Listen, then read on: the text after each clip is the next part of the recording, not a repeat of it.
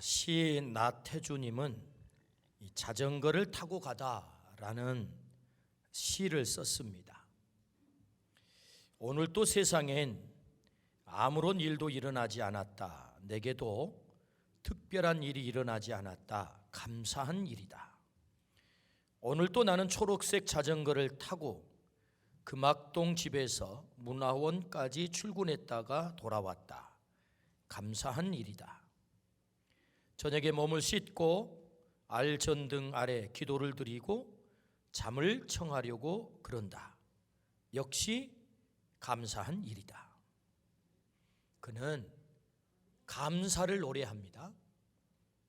아무 일도 일어나지 않는 것을 감사하고 매일 출근해서 일하는 것을 감사하고 그리고 알전등 아래에서 기도 후 잠을 청하는 것을 감사합니다. 한마디로 범사에 감사라라는 주님의 말씀에 순종해서 사는 삶을 시로 노래하고 있지요. 오늘 본문은 감사시입니다. 오늘 본문에 본 시는 여호와께 감사하라라고 시작을 해서 26절 하나님의 하늘의 하나님께 감사하라라고 끝을 맺습니다. 성경에 등장하는 감사에 대한 말씀은 대부분 명령형입니다. 본문에서 감사 명령이 정확하게 26번 나옵니다. 매 절마다 감사하라, 감사하라 그렇게 나옵니다. 구약만 그런 것 아닙니다. 신약에서도 감사는 명령으로 나옵니다. 범사에 감사라 이것이 그리스도 예수 안에서 너희를 향하신 하나님의 뜻이니라 감사할 것을 명령한 다음에 이것이 그리스도 하나님의 뜻이야 라고 못을 박습니다. 그렇다면 하나님은 왜 이토록 감사에 집착을 하실까요? 마치 집착한 듯한 뉘앙스예요. 감사를 명령합니다. 반드시 그렇게 해야 된다라는 말씀이지요. 구약 성경에서 가장 성공적인 인물을 한 사람 꼽으라고 한다면 주저없이 우리는 다윗을 꼽을 수 있습니다. 사무엘이 하나님께 계시를 받고 사무엘아 너 왕을 좀 세워야 되겠다. 사울왕 있잖아요. 안 되겠어. 내가 왕을 새로 세우기를 원해. 어디로 갈까요? 이새 집으로 가라. 이새 집에 갔습니다. 하나님께서 당신의 아들 가운데 왕제가 있답니다. 제가 그 왕을 세우려고 합니다. 제 앞을 다 지나가게 하세요. 그래서 이새에게는 8 아들이 있어요. 한 아들씩 사무엘 선지자 앞을 지나가게 합니다. 소위 면접을 하는 거지요. 첫째 아들 엘리압이 사무엘 선지자 앞에 떡 섰습니다. 너무 잘생겼습니다. 보니 바로 그 아들이 하나님이 세우시기를 원하시는 왕제 같아요. 하나님 이 아들입니까? 아니다. 아비나답이 지나갑니다. 입니까? 아닙니다. 삼마가 지나갑니다. 이 아들입니까? 아니다. 그리고 7 아들이 다 지나가요. 인간 사무엘의 눈에 보기에는 이 7 아들이 정말 훌륭합니다. 손색이 없습니다. 그런데 하나님이 아니라고 말합니다. 그래서 이새에게 묻습니다. 당신에게 아들이 더 없습니까? 있기는 한데 그러면 그 아들도 내 앞으로 데려오세요. 글쎄 제가 보건대 아비된 입장에서 보건대 아니 하나님께서 왕을 세우려고 하면 이 7 아들 중에 있지 막둥이 말째는 아닌 것 같아서 저는 들판으로 양치라고 보냈습니다. 아닌 것 같거든요. 이것이 아버지의 판단입니다. 아니요 그를 데려오시오 라고 말째 다윗이 사무엘 선지자 앞에 섭니다. 하나님 계시가 떨어집니다. 바로 그 아들이야. 그에게 기름을 부어 라고 하나님이 계시를 하신 거예요. 다른 아들에게 없는 것이 다윗에게 있다는 거예요. 하나님의 선발 기준이 뭐지요? 나는 외모를 보지 않아. 나는 중심을 봐. 다시 말하면 마음 중심을 하나님이 보신다는 것 아니겠습니까? 선발 기준이 분명한 거예요. 그러니까 이 다윗 아들 속에 다윗 속에는 다른 아들이 없는 것이 있는 거예요. 그게 뭐지요? 바로 하나님을 향한 사랑. 그 사랑이 하나님을 향한 찬송으로, 하나님을 향한 감사로 표현되는 그 중심을 하나님이 보신 거예요. 다윗 속에 들어있는 감사를 하나님이 보신 거죠. 그 근거가 뭔가요? 여러분, 시편이 전체가 150편입니다. 150편 전체를 우리는 찬송이라고 합니다. 시편. 찬송의 또 다른 말은 감사죠. 감사. 그런데 이 150편 가운데 70편 이상을 다윗이 기록을 합니다. 이 말은 곧 다윗은 찬송의 사람이고, 다윗은 감사의 사람이고, 하나님을 너무너무 사랑해서 그 가슴 속에서 폭발적으로 이 감사가 터져 나오는 사람, 그가 누굽니까? 다윗입니다. 인간적인 실력을 갖췄기 때문에 하나님이 기름 부란 얘기가 아니에요. 그가 외모가 다른 아들보다 더 출중하기 때문에 다윗에게 기름을 부어, 이런 얘기가 아닙니다. 지금 아비 눈에 보기에도 처진 아들, 별 볼 일 없는 아들, 왕제가 될 수 없지, 이것이 아비의 판단입니다. 그런데 하나님은 외모를 보지 않는데요, 그의 중심을 보신대요. 그 중심이 뭡니까? 하나님을 향한 찬양이, 하나님을 향한 감사가 들어있는 거지요. 그 감사로, 그 찬양으로 살았던 다윗을 하나님이 총평을 사도행전 13장에서 합니다. 뭐라고요? 그는 내 마음에 합한 자라고. 할렐루야. 그의 인생만큼 성공한 인생이 어디 있겠어요? 하나님이 인정하신 성공, 너는 내 마음에 합한 자야. 어떻게 그의 인생이 그렇게 위대할 수 있었죠? 어떻게 성공할 수 있었죠? 그것은 감사가 그의 인생을 성공하게 만든 줄로 믿습니다. 감사의 능력이란 말이죠. 하나님께서 우리에게 말씀하세요. 감사하라, 감사하라. 왜 하나님은 감사를 명령하실까요? 마치 감사에 집착이라도 하듯. 왜 하나님은 우리에게 감사를 명령하실까요? 그것은 감사의 능력을 아시기 때문이에요. 오늘 우리가 감사할 수 있다면, 출발이 별 볼 일 없지만 하나님께서 그 다윗의 삶을 위대하게 만들고 성공시킨 것처럼 우리 하나님께서 우리의 인생을 그렇게 바꿀 줄로 믿습니다. 이게 감사의 능력이다. 그래서 주님은 감사를 명령하죠. 여러분, 신약 성경의 가장 성공적인 인물은 누구일까요? 수제자 베드로. 베드로께서 들으면 좀 기분이 나쁘겠지만 단연코 그것은 바울입니다. 바울. 오늘 베드로님 좀 기분이 나쁘셔도 이해를 좀 하시고, 여러분, 신약 성경의 가장 위대한 인물을 꼽으라면 수제자 베드로가 아닙니다. 사실은 바울입니다. 그 근거가 뭐지요? 신약 성경 27권 가운데 13권을 기록하신 분이 계세요. 그분이 바울입니다. 할렐루야. 여러분, 베드로 사도는요, 유대인이라고 하는 이 정체성이 너무 분명했어요. 물론 바울도 바리새인 중에 바리새인이요, 유대인 가운데 유대인, 히브리인 가운데 히브리인, 그도 유대인이죠. 그런데 여러분, 베드로는 유대인만 찾아다니는 거예요. 유대인을 중심해서 복음을 전하는 거예요. 유대인이라고 하는 카테고리를 넘어서지 못했던 제자가 베드로입니다. 그런데 여러분, 바울은 유대인의 카테고리를 넘어서서 뛰어넘어서 복음을 전했던 사람, 세계 열방 가운데 복음을 전했던 사람, 세계 열방의 선교를 앞당겼던 사람, 그가 바울인 줄로 믿습니다. 여러분, 그래서 바울은 신약 성경의 가장 성공적 인생을 산 사람이죠. 바울이 빌립보 감옥에 갇혔습니다. 정말 억울하죠. 자신의 이익을 위해서 살다 감옥에 갇힌 거 아닙니다. 복음을 위해서, 하나님을 위해서, 주님을 위해서 그의 온 생을 걸고 복음을 전하다가 감옥에 갇힌 거예요. 얼마나 억울합니까? 여러분, 그쯤 되면 하나님이 좀 막아주셔야 되는 것 아닙니까? 감옥에 가지 못하도록. 감히 내 종을 너희가 건드려? 어림없지. 하나님이 딱 막아주시면 얼마나 좋겠어요. 그런데 하나님이 막아주시지 않아요. 감옥에다 쳐넣어요. 감옥에다만 쳐넣습니까? 엄청난 매를 맞고 정말 살이 문드러 터질 만큼 얻어맞고 밤새 깊은 감옥에 끙끙 앓게 되는 것입니다. 그쯤 되면 원망해야 되는 것 아닌가요? 하나님, 당신 살았습니까? 죽었습니까? 왜 나를 지켜주지 않습니까? 내가 무슨 잘못했습니까? 당신 위해서 내 목숨 걸고 지금 이렇게 달려오고 있는데 왜 내 목숨 하나 지켜주지 못합니까? 라고 원망해야 된다고요. 근데 여러분, 그 감옥에서 바울이 선택한 게 무엇입니까? 원망입니까? 불평입니까? 아닙니다. 바울이 선택한 것은 기도와 찬양을 한 줄로 믿습니다. 그는 기도합니다. 찬양합니다. 깊은 감옥 속에서. 형편이 좋기 때문에 찬양했다는 얘기가 아니지요. 뭔가 잘 풀릴 때 찬양했다는 얘기가 아닙니다. 그야말로 억울한 상황, 그의 인생 꼬일 대로 꼬이는 그런 상황, 그런 상황에 그는 감사를 선택한 거죠. 찬양을 선택한 것입니다. 그때 하나님께서 어떤 일을 행하시나요?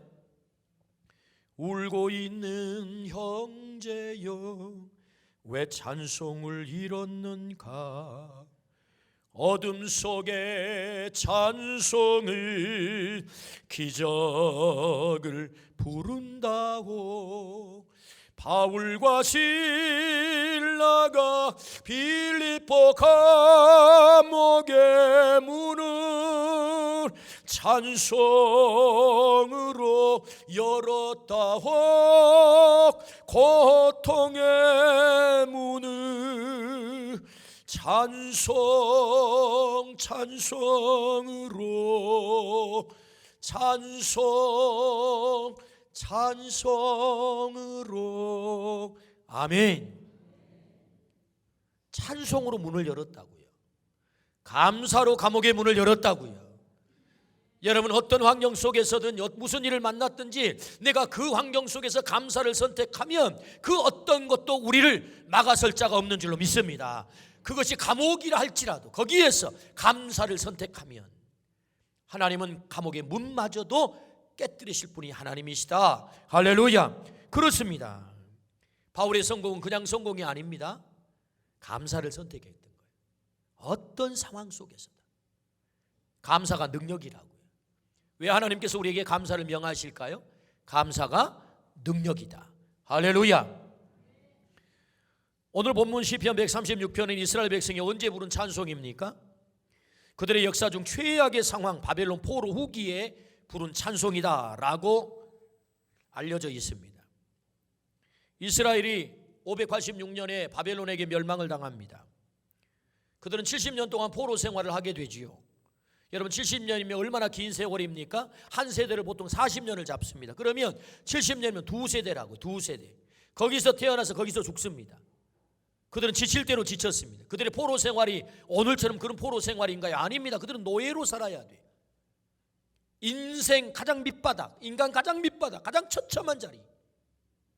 그들이 노예 생활을 무려 70년 동안 해야 됩니다. 이제는 포기했습니다. 우리는 여기 태어나서 여기 죽는 거야. 고국으로 돌아갈 수 없어. 노예로 살아가는 것이 우리의 운명이야. 내 인생은 여기서 끝장이야 라고 그 절망스러운 순간 하나님이 그들에게 주문하세요. 얘들아, 너희 노래해야 돼. 여호와께 감사하라. 그는 선하시니 그 인자하심이 영원함이로다 라고 하나님이 찬양을 주문한다니까요. 그 찬양의 내용이 뭐예요? 감사라는 거예요. 감사. 얘들아, 찬양해 볼래? 아니 70년 동안 포로 생활했다니까요. 노예로 살았다니까요. 돌아갈 그런 꿈은 요연하다니까요. 아니 운명적으로 노예로 살다가 해서 죽어야 된다니까요. 그런 그들에게 노래하라는데, 여러분 이쯤 되면 여러분 우리가 노래하긴 하죠. 그럴 때도 어떤 노래를 해야 됩니까? 산파초에 슬픈 노래를 부르거나 그냥 인생 한탄하는 노래를 하거나 이놈은 팔자가 왜 사나워 가지고 내가 이렇게 사나 하고 노래해야죠. 근데 그런 노래가 아니라니까요. 어떤 노래입니까? 여호와께 감사하라. 그는 선하시며 그 인자하심이 영원함이로다. 여러분 뜯어보잔다면요, 이건 잔인한 것입니다. 이중적으로 잔인한 거예요. 하나님의 성민이라고, 하나님의 택한 백성이라고, 아브라함의 후손이라고, 내가 너희를 지켜줄 거야, 두려워하지 마, 내가 너희와 함께 할 거야 약속했으면 지켜줘야죠. 근데 지키지도 못했잖아요. 망하게 만들었잖아요. 포로 되게 했잖아요. 노예 되게 했잖아요. 그러고도 감사를 요구한다고요? 말도 안 되죠. 이건 이중적인 고통인 것입니다. 표현해보자 한다면 잔인한 겁니다. 그런데 여러분, 하나님이 거기서 노래하래요. 여호와께 감사하라. 그런 선하시니 그 인자하심이 영원하미로다. 노래하래요. 그런데 놀랍게도 여러분, 백성들이 이 말씀 앞에 순종합니다. 그들은 노래하기 시작합니다. 그 포로된 자리에서, 노예된 자리에서. 사람들은 말하겠지요. 감사할 것이 있어야 감사하지요. 무슨 감사 건덕지가 있어야 감사하지요. 아니, 내 인생이 이렇게 꼬였는데 무슨 감사라고요. 내 인생이 이렇게 절망의 자리로 떨어졌는데 내가 무슨 감사를 합니까? 라고 말하겠죠. 그런데 놀랍게도 이스라엘 백성들은 여호와께 감사하라 노래하기 시작합니다. 여러분 앞에서 인도하는 집례자가 여호와께 감사하라 그런 선하시니 백성들과 함께 합창을 합니다. 그 인자하심이 영원하미로다. 그 인자하심이 영원하다. 무려 26번이나 하나님의 감사를 노래하고 있는 것 아니겠습니까? 하나님이 일하기 시작하는 거예요. 바로 그때 그들이 감사의 노래를 부를 때 아무것도 일어나지 않는, 아니 더 이상 어떤 일도 일어날 수 없는 절망의 마지막 끝자락에서 그들이 노래해요. 감사의 노래를. 하나님이 일하기 시작하세요. 어떤 일을 하십니까? 그 난공불락과 같은 바벨론을 멸망시킬 고레스를 준비해요. 고레스, 페르시아의 고레스 왕. 고레스가 바벨론을 무너뜨립니다. 그리고 고레스는 여호와의 종이 되어서 아무 조건 없이 이스라엘 백성을 해방시킨 줄로 믿습니다. 그들은 고국 땅으로 돌아갔다고요. 얼마나 놀랍습니까 여러분? 감사할 수 있는 형편에서 감사하는 얘기가 아니었죠. 잘 풀릴 때 감사하는 얘기가 아니었죠. 할만해서 감사하는 얘기가 아닙니다. 그럼에도 불구하고 네가 하나님께 감사할 수 있다면 너 감사 한번 해봐. 주님 말씀하세요. 순종하니, 감사를 하기로 결정하니 하나님이 일하신 줄로 믿습니다. 왜요? 감사가 능력이기 때문에. 왜 하나님은 감사를 명령하실까요? 왜 우리가 보기에도 감사에 너무 집착하는 것 아닙니까? 하나님 그런 뉘앙스를 풍기듯 이렇게 감사를 요구할까요? 그것은 감사가 능력이다 때문에 우리에게 오늘 또 감사를 노래하라는 것입니다. 우리가 부를 영원한 노래가 있다. 그 노래는 감사다라는 말씀이죠. 그러므로 여러분, 이 감사의 노래를 부르기를 주의 이름으로 축원합니다. 감사할 때 하나님이 일하신다. 하나님은 오늘 우리들의 형편을 너무너무 잘 아세요. 하나님은 우리 모두에게 감사를 노래하라고 영원히 노래하라고 명하세요. 영원토록 우리를 부를 노래다. 명령대로 그저 저절로 감사가 나오는 잘 풀리는 사람도 있을 거예요. 와, 맞습니다. 하나님 감사하라고 말씀하셨죠. 참 제 인생이 너무 잘 나간다니까요. 잘 풀려요. 막힘없이 입에서 그저 저절로 감사가 나와요. 이런 사람도 있어요. 여기 앉아 계신 분들 가운데.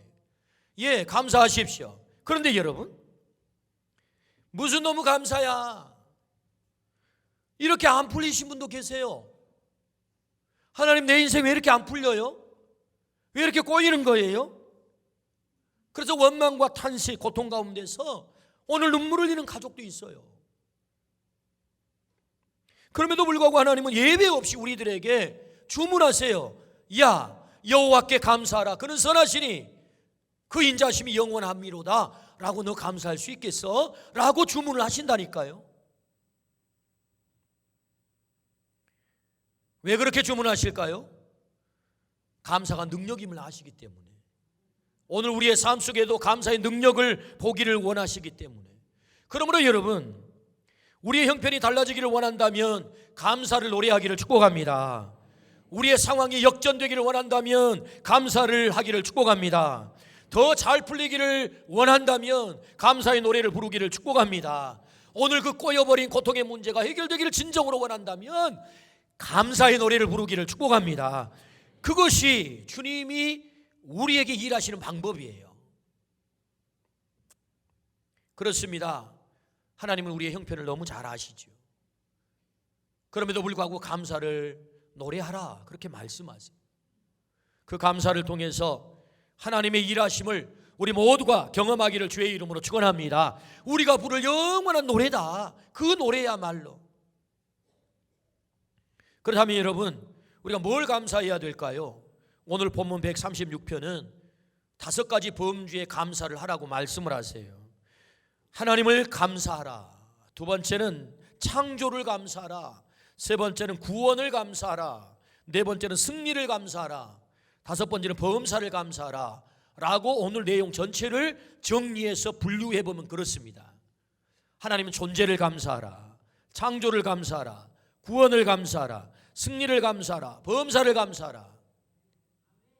그 첫 번째, 하나님을 감사하라 라고 말씀하세요. 오늘 본문 1절을 같이 한번 읽어봅니다. 시작.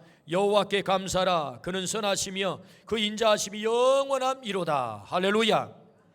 1절부터 3절까지는 원어 성경에는 하나님의 이름이 각기 다르게 나옵니다. 1절에서는 여호와 하나님, 2절에서는 엘로힘 하나님, 3절에서는 아도나이 하나님 이렇게 나와요. 재밌잖아요.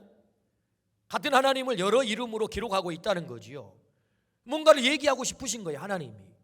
여호와 하나님은 어떤 하나님이죠?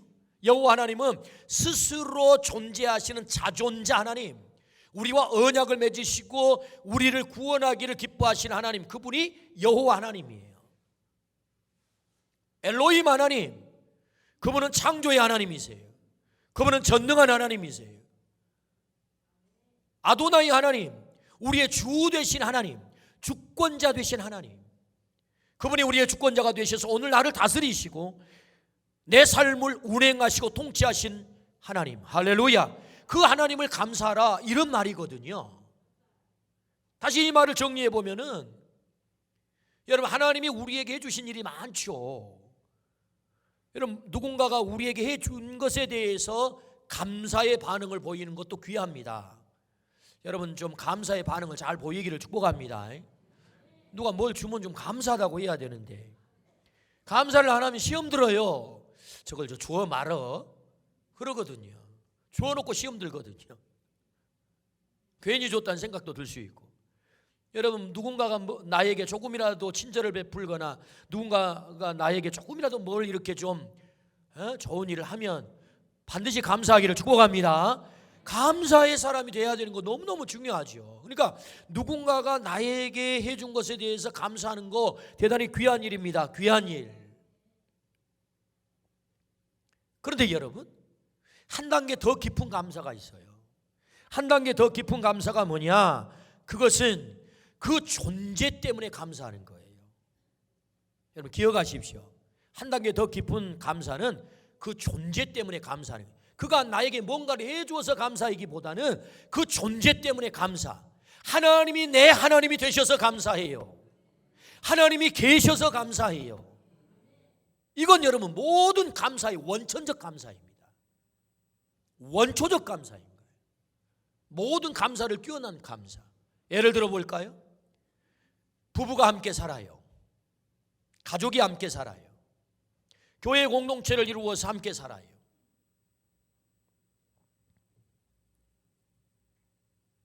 이런 부부가 살면서 당신이 내 남편이어서 감사해요. 좀 잘 안 나오신 분도 계시겠지만, 그런데 여러분, 그 존재 자체, 당신이 내 남편이어서 감사해요. 당신이 내 아내여서 감사해요. 그가 나에게 뭔가를 해주었기 때문에, 그야말로 요만한 다이아몬드의 보석 반지를 해줘서가 아니고 그냥 당신이 내 남편이어서 감사해요. 내 아내여서 감사해요. 네가 내 아들이어서 감사하고, 네가 내 딸이어서 감사하고, 내 아버지여서 감사하고, 내 어머니여서 감사하고. 존재 자체에 대해서 우리의 가족에서 이런 고백이 나온다면 여러분, 우리가 얼마나 행복할 수 있을까요? 우리 가정 안에 얼마나 놀라운 행복이 꽃피울까요? 얼마나 우리 자녀들은 그 자긍심이 높아질까요? 얼마나 우리는 자존감이 높아질까요? 얼마나 우리는 세상에서 당당하게 살아갈 수 있을까요? 내 존재 자체를 그렇게 인정해 준다면 말이에요. 우리가 교회 공동체를 이루어서 함께 살아갈 때 우리 성도님이 되어서 감사해요. 그가 무슨 위대한 일을 했기 때문에, 더 놀라운 일을 했기 때문에, 우리가 할 수 없는 그 엄청난 일을 했기 때문이 아니라 당신이 우리 교회 성도여서 감사해요. 당신이 우리 교회 집사님이어서 감사해요. 당신이 권사님이어서 감사해요. 당신이 장로님이어서 감사해요. 당신이 목사님이어서 감사해. 우리 아멘 한번 합시다. 여러분, 그렇게 우리가 고백할 수 있다면, 그 감사, 존재 자체에 대한 감사가 터져나올 수 있다면 얼마나 우리 공동체가 행복할 수 있을까요? 여호와께 감사라. 그런 선하시며 그 인자하심이 영원하다. 하나님의 이 말씀의 진의가 뭡니까? 진짜 뜻이, 그것은 하나님 존재 자체를 감사하라는 거예요. 하나님이 나의 하나님이어서 감사해요. 그 하나님이 내게 뭔가를 해줘서, 그건 다음 차원입니다. 다음 차원. 진짜 중요한 원천적 감사. 여러분, 이 감사가 있기를 주의 이름으로 축원합니다. 오늘 여러분이 집에 돌아가시거들랑 꼭 사랑하는 여러분의 가족에게 고백하십시오. 네가 내 아들이 되어서 감사하다. 여러분, 남자들에게는요, 인정 욕구가 무엇보다도 강합니다. 제가 아버지 학교를 수차례 약 10여 년 동안 아버지 학교 강사가 나가서 이렇게 아버지 학교 강의를 해보면 많은 아버지들이 와서 이구동성으로 아픔을 얘기하는 그 아픔이 뭐냐? 아버지에게 인정받지 못했다는 거예요. 야 이놈아, 그것밖에 못해? 이랬다는 거예요. 다. 아니, 언제 처음부터 잘했냐고. 아버지는 어렸을 때 못하지. 아니, 당신은 50점 맞아놓고 100점 맞으라고 그래. 인정하지 않는 거예요. 인정하지. 그래서 어른이 되어도 이 인정의 욕구 때문에 그 인격이 순기능으로 성장하지 않고 이게 삐뚤어져 성장하는, 관계를 잘 못하는 거예요. 여러분, 인정해 주시기를 축복합니다. 그러니까 이 존재에 대한 감사, 네가 내 아들이어서 감사하다, 네가 내 딸이어서 감사하다. 최고의 효도가 무엇입니까? 내 어머니여서 감사합니다. 어머니. 내 아버지여서 감사합니다. 아버지. 이거 아니겠습니까? 존재에 대한 감사. 내 아내여서 감사해 여보. 내 남편이어서 감사해 여보. 돌아가거들랑 꼭 이 감사가 있기를 축복합니다. 그러므로 여러분, 하나님이 요구하는 감사가 뭐예요? 존재 자체에 대한 감사라는 거예요. 하나님 존재 자체에 대한 감사. 이 감사가 있기를 주의 이름으로 축원합니다. 아멘. 두 번째, 뭘 감사해야 됩니까? 하나님의 창조를 감사하라 라고 말씀하세요. 오늘 5절 말씀입니다. 함께 읽겠습니다. 시작. 지혜로 하늘을 지으신 이에게 감사하라. 그 인자하심이 영원함이로다. 아멘. 5절부터 9절까지는 하나님의 창조를 감사하고 있습니다. 하늘을 창조하심을 감사하라. 땅을 창조하심을 감사하라. 빛을 창조하신 것을 감사하라. 1월 성신을 창조한 것을 감사하라 라고 감사를 노래합니다. 하나님은 이 우주를 창조했을 뿐만 아니라 나를 걸작 중에 걸작으로, 명작 중에 명작으로 하나님의 형상을 닮은 최상의 존재로 창조한 줄로 믿습니다. 누구를요? 나를. 사람들이 나를 어떻게 평가하든 관계없습니다. 내 존재 자체가 어떤 존재예요? 하나님의 창조 작품이다. 하나님은 실수하지 않으신 하나님이세요. 그분이 가장 위대한 창조자라고 한다면 어찌 나를 실수해서 내 작품을 잘못 만드시겠어요? 그러므로 하나님께 지음받은 어떤 존재든지 최상의 존재다. 할렐루야. 그렇습니다. 하나님은 나를 창조하셨어요. 최상의 존재로.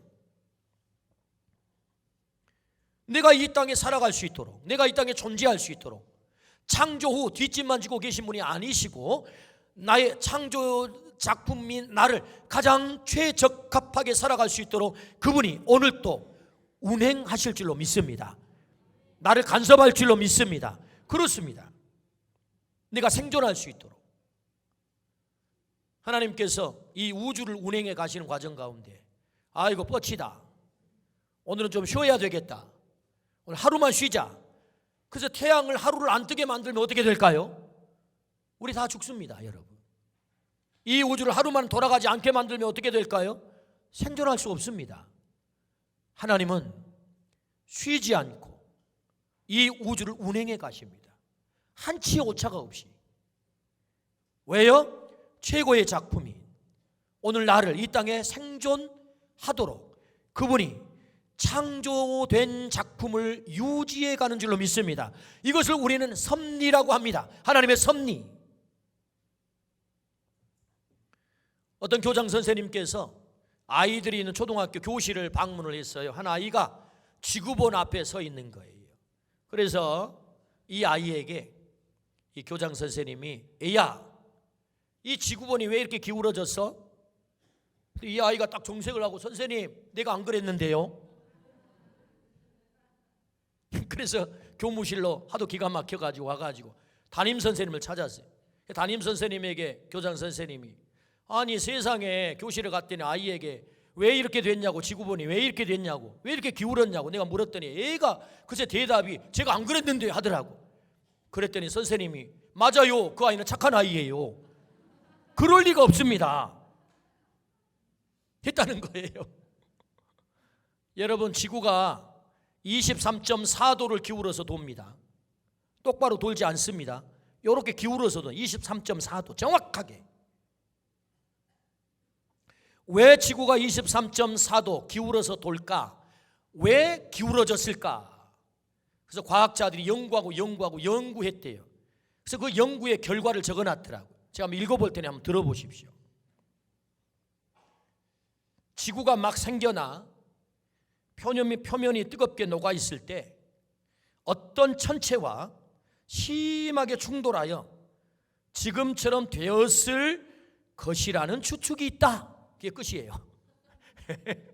과학자들이 연구했는데 왜 이렇게 기울어서 도는지를 모르는 거예요.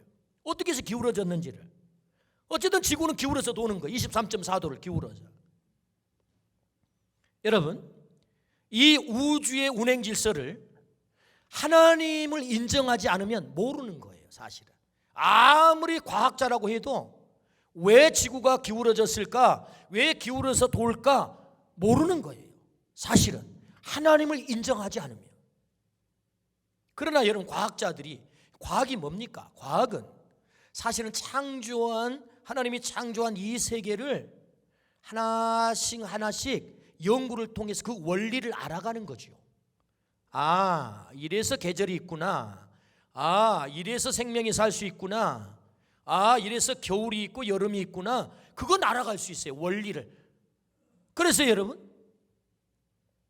과학자들이 그런 원리를 알다 보니까 지구가 23.4도로 기울어서 도니까 아, 내가 살아갈 수 있구나를 알게 된 거예요. 어떻게 해요? 지구가 수직으로 이렇게 돌잖아요. 그럼 남극과 북극은 계속해서 겨울도 없고 여름도 없는 거예요. 계속해서 겨울도 없는 게 아니고 겨울만 있는 거죠. 말이 좀 헛나갔습니다. 그래서 계속해서 얼음이 얼기 시작합니다. 남극과 북극이 왜 없니까? 녹지 않으니까, 너무 추우니까. 그래서 여러분, 수직을 써서 태양과 수직을 써가지고 돌게 되면 남극과 북극은 여름이 없어요. 빙하가 녹지 않아요. 바닷물을 계속 얼린다는 거예요. 수면이 낮아진다는 거예요. 여러분, 이 지구가 건강하게 존재하는 이유가 어디 있죠?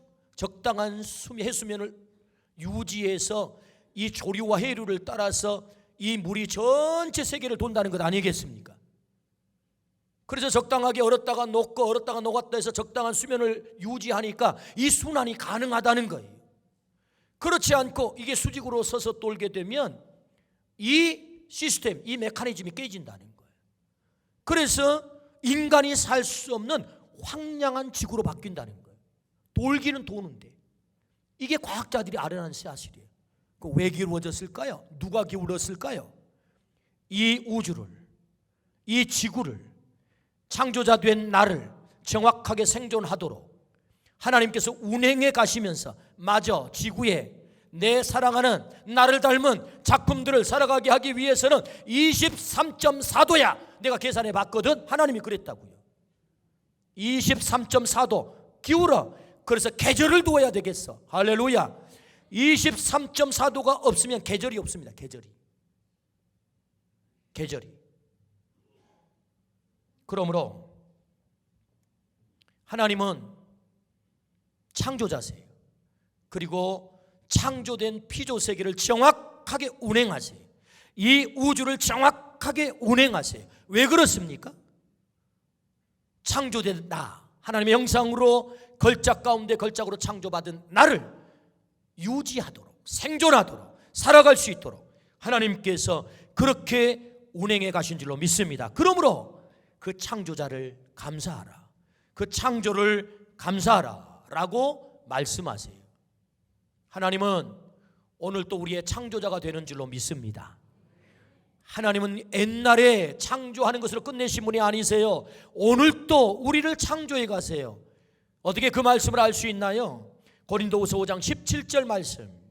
그런즉 누구든지 그리스도 안에 있으면 새로운 피조물이라. 망가졌다는 거지요. 헌 피조물이 됐다는 거지요. 죄 때문에. 근데 하나님이 우리를 새 피조물로 다시 창조하신대요. 어떻게? In Christ. 그리스도 안에 있으면, 하나밖에 없는 아들 예수 그리스도를 이 땅에 보내셔서 그 예수 그리스도로 말미암아 망가져버린 우리 인생을 하나님이 재창조하신 줄로 믿습니다. 이게 복음 아니겠습니까? 우리 인생 망가져도 걱정하지 마세요. 내가 주님 안에 있기만 하면 우리 인생이 재창조될 줄로 믿습니다. 회복될 줄로 믿습니다. 하나님은 여러분 고치는 선수세요. 우리가 망가질 수 있습니다. 살다 보면 세파에 찌들려서, 죄에 빠져서, 유혹에 넘어가서, 시험거리에 넘어져서 우리 망가질 수 있다고요. 그런데 여러분, 주님은 한번 망가졌다고 우리 인생을 못 고치는 존재가 아닙니다.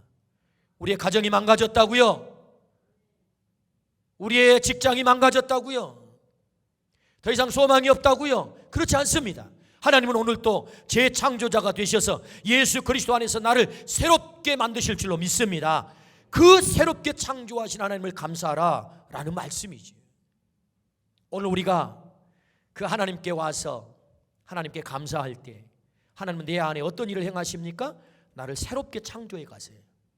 그러므로 오늘 우리 모두가 감사라고 말씀하세요. 감사의 노래를 부르라고 말씀하세요. 우리가 부를 노래는, 영원히 부를 노래는 감사다라고 말씀하세요. 그때 하나님은 우리를 새롭게 창조하신다라고 말씀하세요. 그러므로 창조자 되신 하나님을 감사하기를 주의 이름으로 축복합니다. 아멘. 다시 한번 시를 한 편 보겠습니다. 역시 나태주님의 감사라는 시입니다. 우리 한번 같이 한번 읽어보실까요? 시작.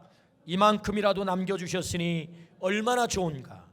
지금이라도 다시 시작할 수 있으니 얼마나 더 좋은가. 아멘. 아멘이 절로 나오죠. 우리 잃어버린 것에 대해서 너무 집착함으로 우리의 인생을 불평으로 가득 채웁니다.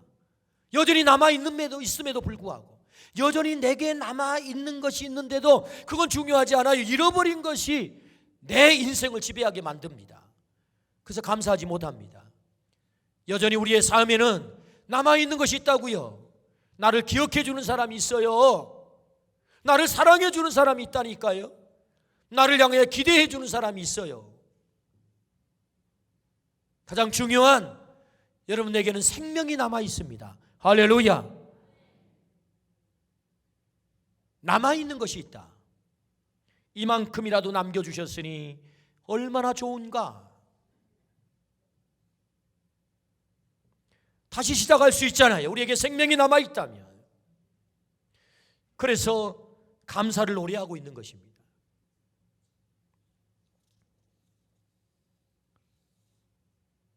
우리에게 정말로 중요한 분이 남아 계세요. 하나님이세요. 세상의 모든 사람들이 나를 기억해 주지 않고 떠날 수 있습니다. 정말로 나를 기억해 주시고 나를 사랑해 주시고 나를 향하여 기대하고 계시고 나를 책임지겠다고 약속하신 하나님, 엘로힘 하나님, 창조자 하나님, 전능하신 하나님, 아도나이, 나의 주가 되시고 내 삶을 주관해 가시는 그 하나님이 여전히 내게 남아있는 줄로 믿습니다. 그러므로 우리는 감사할 수 있는 거지요. 우리는 다시 시작할 수 있습니다. 그분이 계시다면. 어떤 상황 속에서도 감사의 노래를 부르기로 결정한 사람에게는 세상 어떤 것에도 그 행복을 빼앗기지 않습니다. 때문에 우리가 영원히 부를 노래가 있는데 그 노래는 감사의 노래입니다. 하나님은 오늘 우리들에게 말씀하세요. 감사의 노래를 부르라고. 네가 부를 노래가 있어? 네가 영원히 부를 노래가 있어. 저 천국에까지 영원히 부를 노래가 있어. 그것은 감사야. 다음 주가 추수감사주일입니다. 한 주간 여러분 지내시면서 여러분 감사의 노래를 부르십시오. 1년 동안 내게 베풀어 주신 은혜를 기억하면서 도대체 나에게는 어떤 은혜를 하나님 허락하셨는가, 그 제목을 한 번씩 적어보면서 하나님 이것도 감사군요, 저것도 감사군요, 이것도 감사였군요. 그 제목들을 깨닫고 적어 하나님 앞에 온전히 감사의 노래를 올려드리기를 주의 이름으로 축원합니다. 아멘. 기도하십시다.